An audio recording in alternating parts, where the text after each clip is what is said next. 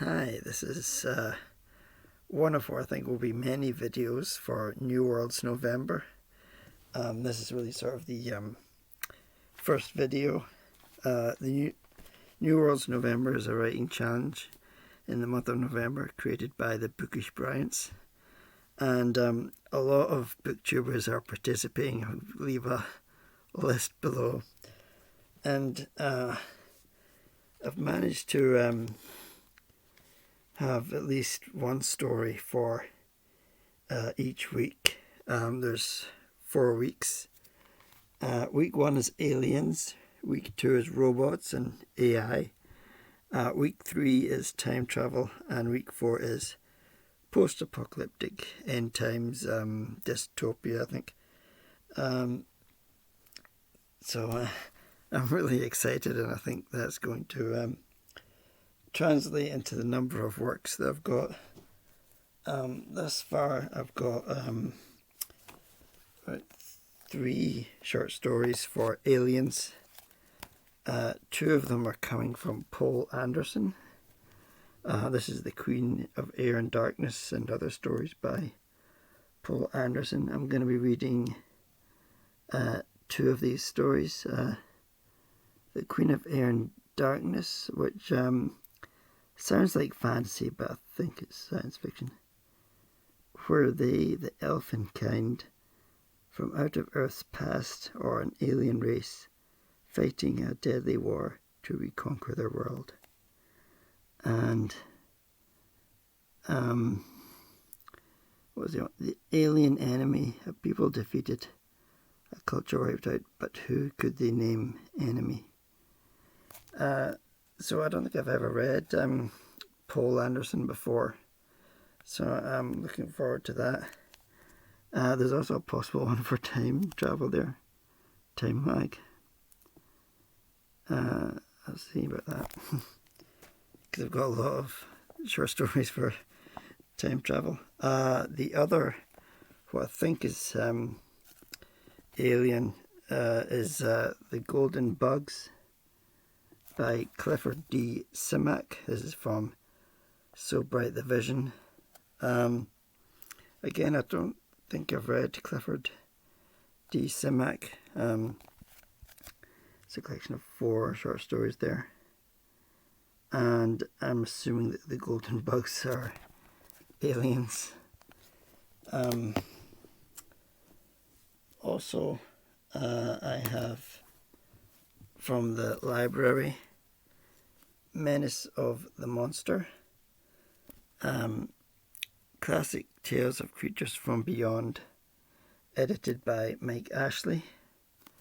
And in some cases it's monster, so monster does not qualify for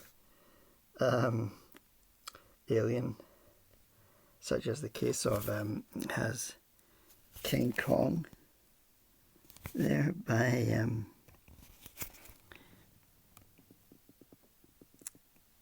I think those are the screenwriters of King Kong, I'm not too sure. So I won't be reading that. I won't be reading Dagon, is that how you pronounce it? By H.P. Lovecraft. There's other ones with monster in the title. But there are quite a few stories here that I'll be reading. The Cloud Men by Owen Oliver, I think I'll be reading that.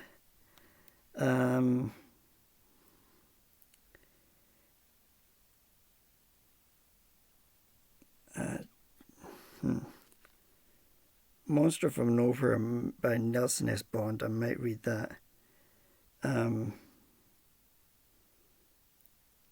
What's the other one? Alien Invasion by Marcia Camian. I'll be reading that. So quite a few selections for alien. Next is robots, and I'm not sure if it qualifies, but I've got a graphic novel here.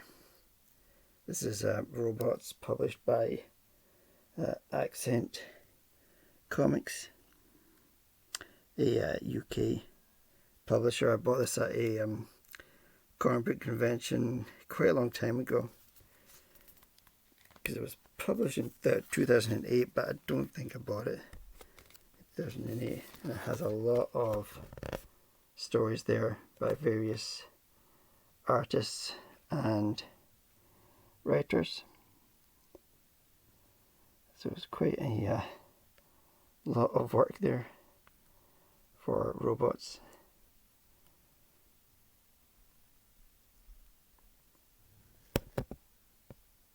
Huge list. And I was looking for Second Variety by Philip K. Dick, and it turns out I don't have it. I thought I did, and I've definitely read it, but it doesn't appear to be in my bookshelf. But I will be reading The Defenders by Philip K. Dick. It's an amazing ending for a short story. I suppose you could call it a twist ending. But a very sort of powerful story, I thought.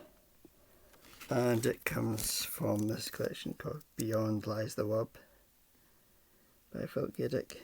I might read other short stories from this, I'm not too sure. I've got some Isaac Asimov, but I don't know if I'll be reading that. I'll have to check on it. For week 3, time travel, I'm going to be going with two of the best works, or two of the best known works of time travel. The obvious one, of course, being The Time Machine by H.G. Wells. A bit long for a short story, but hopefully if I really get into it, I'll read it within the week, hopefully. And the other best known work of time travel is A Sound of Thunder by Ray Bradbury.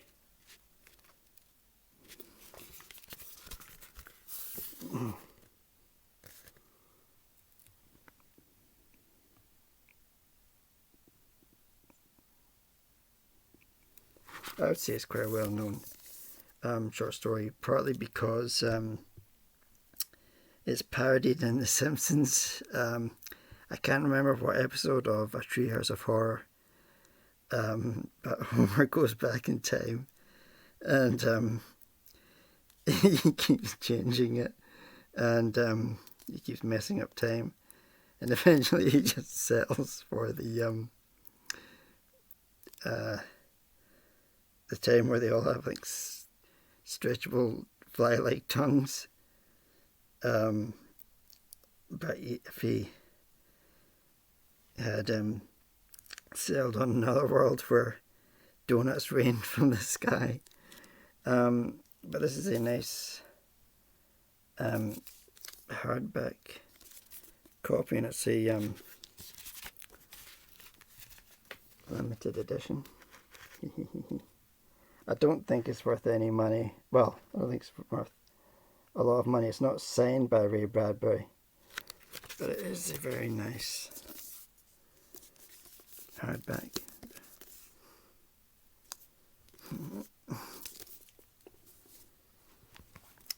And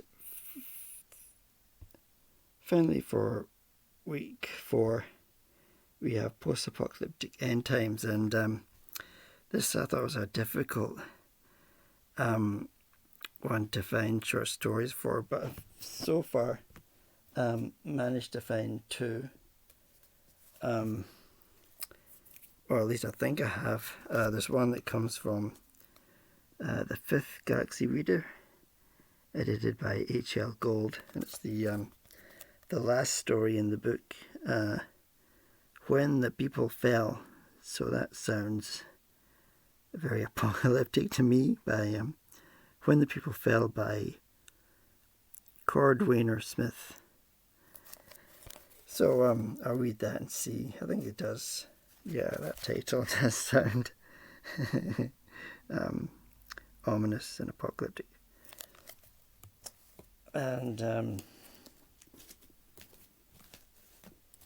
the other work, I'm turning to H.G. Wells again. And again, it's at the end of the book.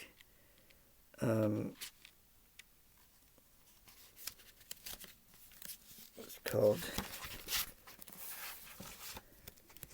where is it?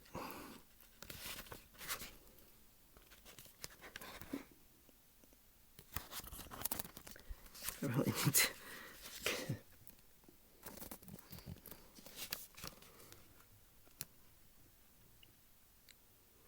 It's called A Dream of Armageddon by H.G. Wells.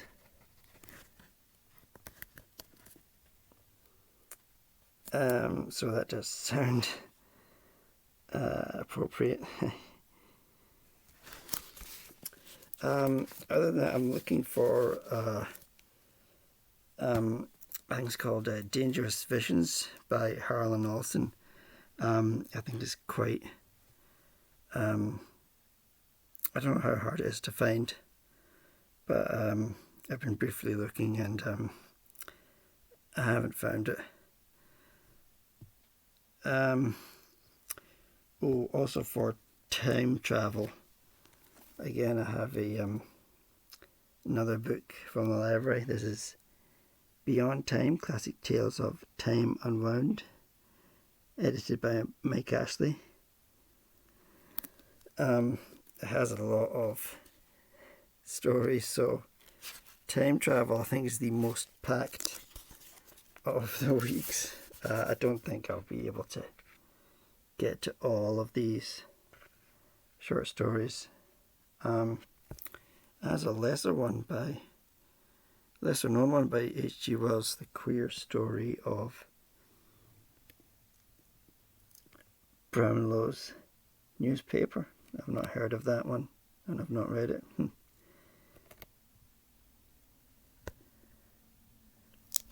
But hopefully I'll get to as many of these as I can. I've got excited and maybe gone a bit overboard. But I'm really looking forward to New Worlds November. Thanks for watching. Bye.